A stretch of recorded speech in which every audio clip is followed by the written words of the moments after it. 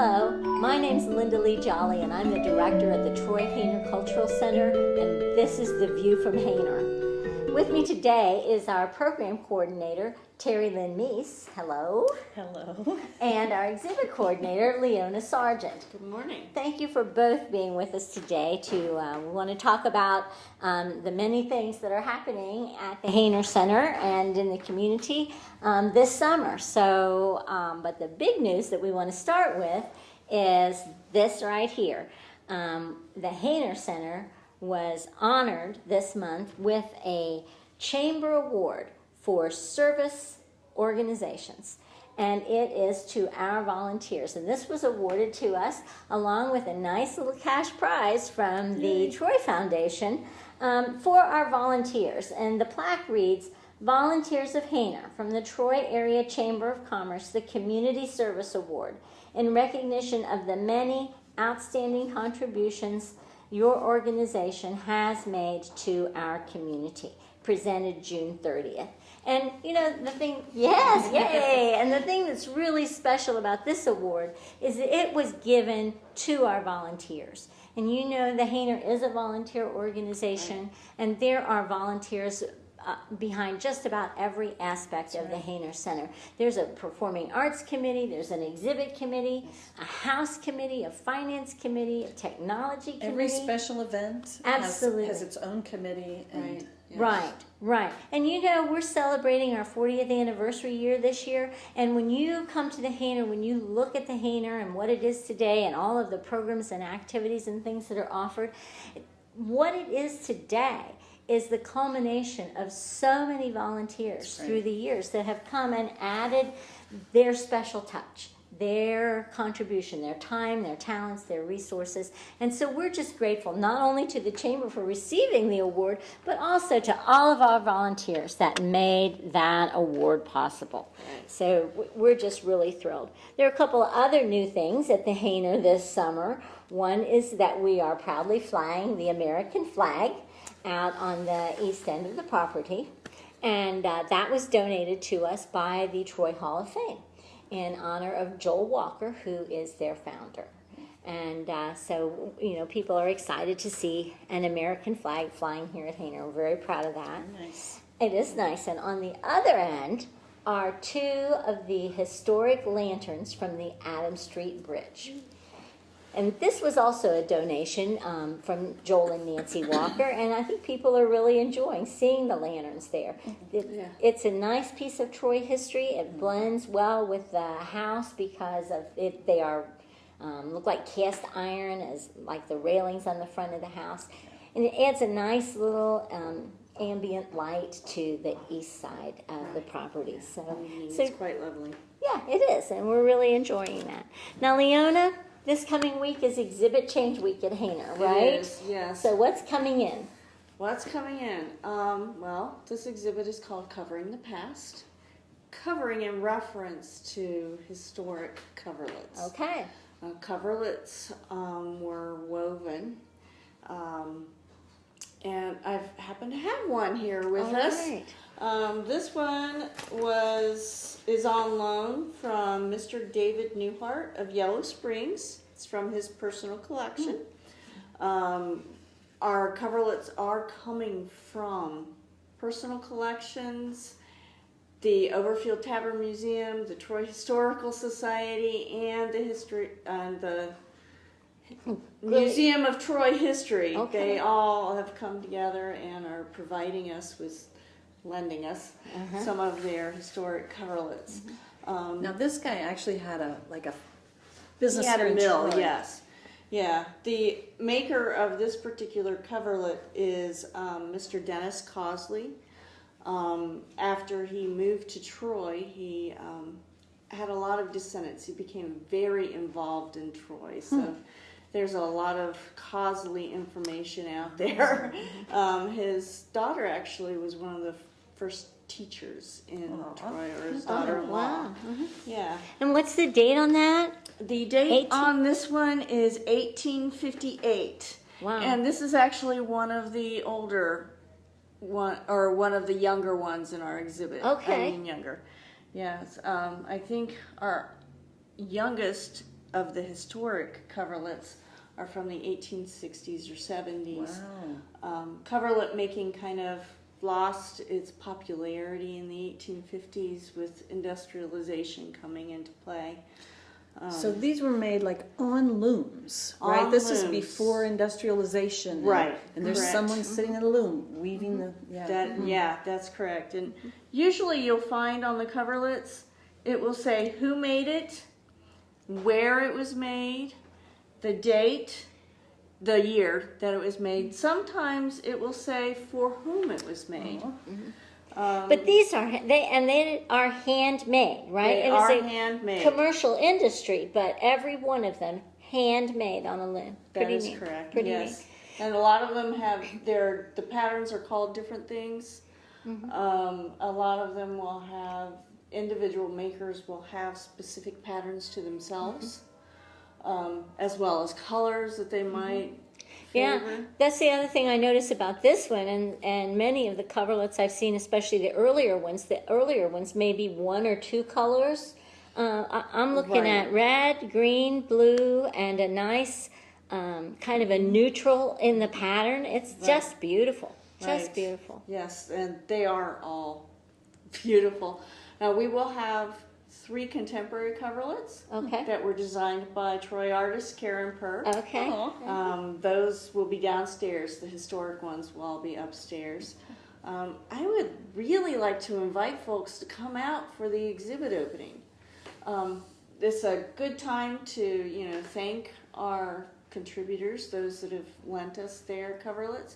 Also, a good time to talk with our curator. For this exhibit, it's Judy Dieter, who is the president of the Troy Historical Society, as well as the Overfield Tavern Museum. Oh, great. So she has just done a lot of research, and I believe we have more than 20 coverlets that will be on display. That's great. That's great. So, and at our opening is July 15th. I understand that's going to be a very busy day here, from 5 to 6:45, and at 6 o'clock, Mr. John Heater will start a spinning and weaving demonstration.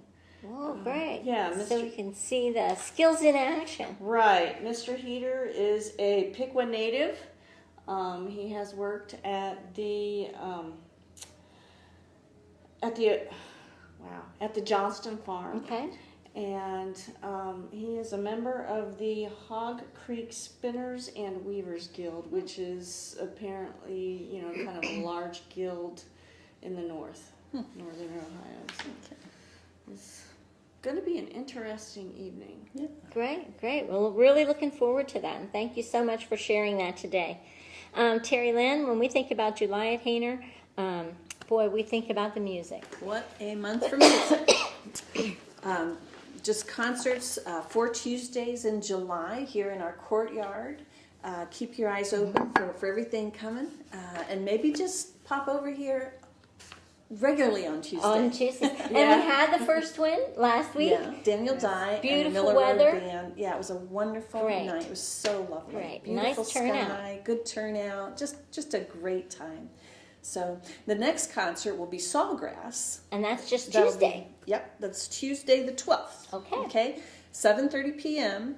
And Sawgrass is a bluegrass band, but they're real hard-hitting, hard-driving, kind of a really intense sound. And it's kind of a new way of looking at bluegrass, and it's exciting. It's exciting to see young people fall in love with bluegrass all over again. It is. Yeah. It is. Yeah. So- Coming from Kentucky, I just have an affinity for bluegrass, and it Yeah. is exciting to see that another generation is picking it up and still moving it forward. It's a lot of fun. A lot of fun. Absolutely. And then think about Fridays on Proudy, because almost every Friday we'll have a concert downtown. This is a collaboration between Troy Main Street, Troy-Hayner Cultural Center, City of Troy.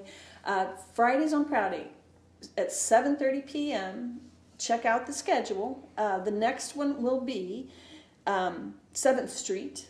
Okay. 7th Street is a nice big band, and these guys are local to our area. So I'm going to read their names because I bet you know some of them. Jimmy Allen will be on harmonica, Matt Burrell on guitar, Wes Billing on bass guitar, John Barry on drum, They'll play covers mostly, everything from the 70s to current. And they say you can expect Johnny Cash, Led Zeppelin, reggae to bluegrass, absolutely everything. It's a fun band. There's a nice combination. Yeah, big sound, fun Eclectic. band. Yeah. Well, So they they're a are. nice They're, community. you know, musicians who love music. You know, they play everything. So Absolutely, they just have a ball. absolutely. So it's going to be quite a party. Absolutely Sounds good. wonderful music going on in Troy this summer. And of course, a lot of the concerts downtown this summer seems like they're larger groups and bigger sounds. I think that's really cool. Yeah, it's funny how different years will go different ways. This year we have a lot of big bands on the square, like Brass Tracks will be there too. That's going to be, you know, an all brass. Not all brass, But a big brass section. Yeah, big brass sound in their band. That's going to be a fun concert too. Great. Yeah. A lot of fun. Yeah. Okay. Is there one of these concerts? Yeah, on the 15th of July, this is the 7th Street Band concert. Now, this is the same night as your opening. Right. So your opening starts at 5 5. to 6:45, so folks can come here. They can have some refreshments. Yeah.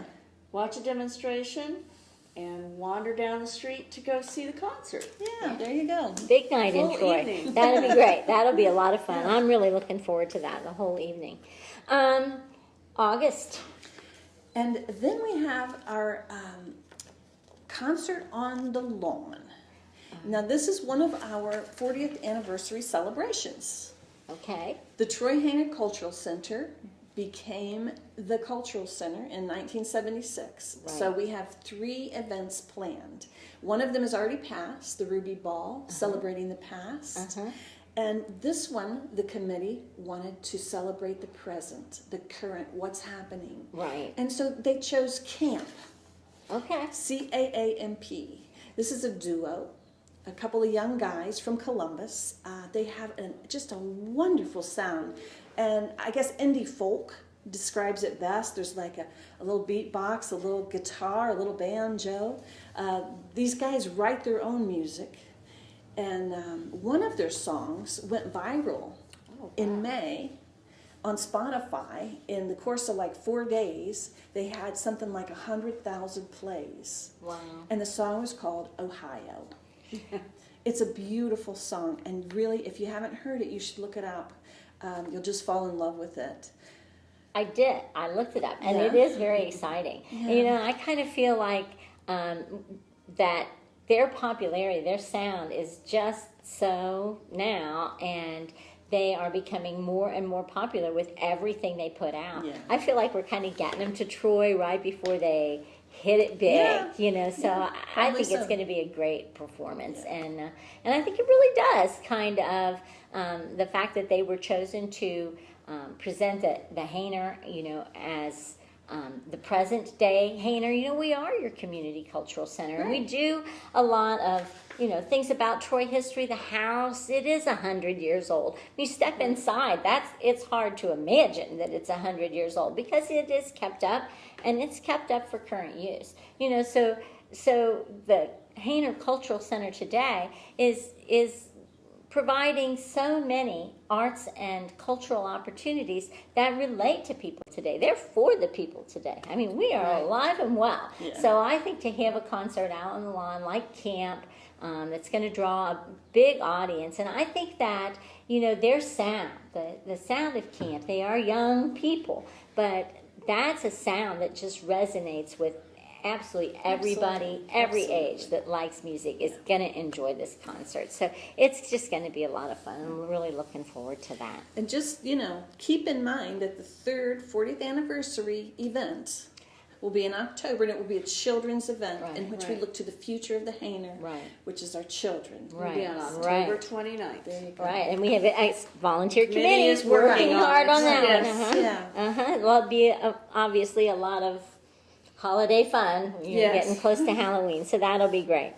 You know, speaking of the classes, the things that Hayner does now, there's some opportunities for classes to get involved in classes still this summer. And one of them is a Zentangle class. I don't know if you're familiar with Zentangle or not, but it's an art form that's kind of based on design. You don't have to have a lot of intrinsic talent to get involved in Zentangle. It's kind of meditative. It kind of is designed to bring out your creativity, Yeah. right? An opportunity to explore it.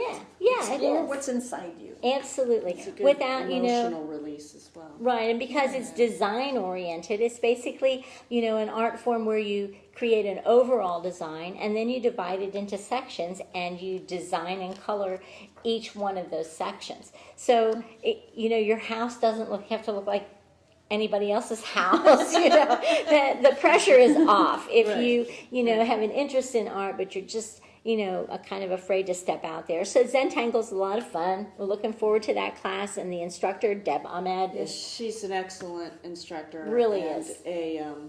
A retired school teacher, retired art teacher, right? Yes. And people are enjoying her classes, so that's fun. There's also some opportunities still to get involved in the Bob Ross painting method. It's an oil paint journey into oil painting with our instructor Ginger Godfrey. Bob Ross he was on television for years and years. Yeah, Just absolutely beloved. Absolutely, because he painted in such a way that when you watch, you feel like I can do I that. can do that. Right, Yes. yeah. And PBS is bringing it back this summer. He's going to be on, but Ginger teaches that method, and it's an all-day workshop. People love it. It's it's hard to get in. She is beloved too. She Yes. is. Yeah. She Yeah, really she's is. very good. I think they have a lot of fun. But when you walk out at the end of the day, you have a completed oil painting. It's just amazing. Just amazing. So it's a popular class, but I think that there are still some spaces in the August dates for that.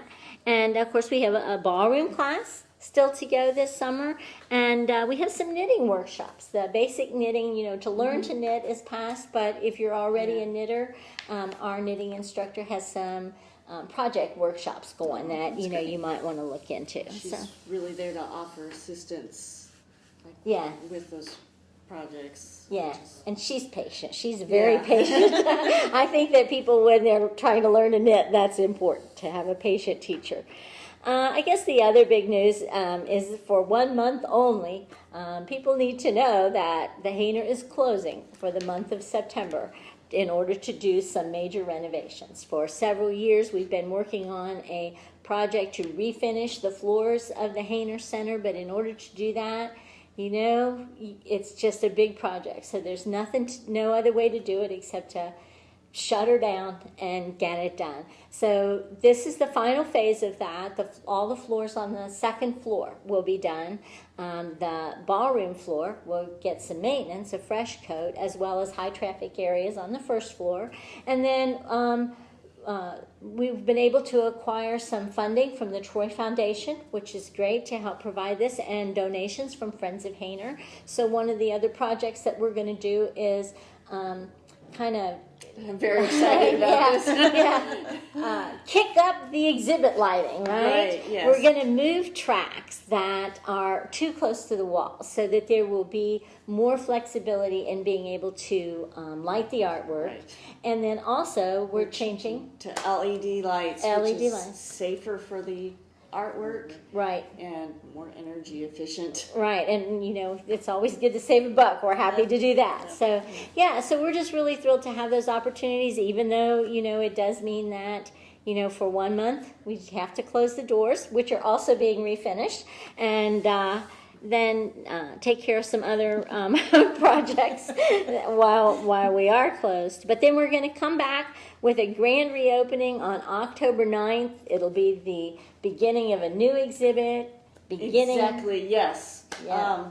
Vessels, Vistas, and Visions. 3 local artists, Shirley DeLotte and Donna Pierce Clark, who are both incredibly talented painters. Yeah. And Potter, Pam Ridenauer, and her work is amazing too. Just beautiful. Yeah. So their exhibit opening is our grand opening. So it'll be a lot of fun. fun. We'll throw in some music and some other surprises, and I think it'll just be a great night at Hayner, and everybody can come in and see the renovations that have taken place. And so we're looking forward to that.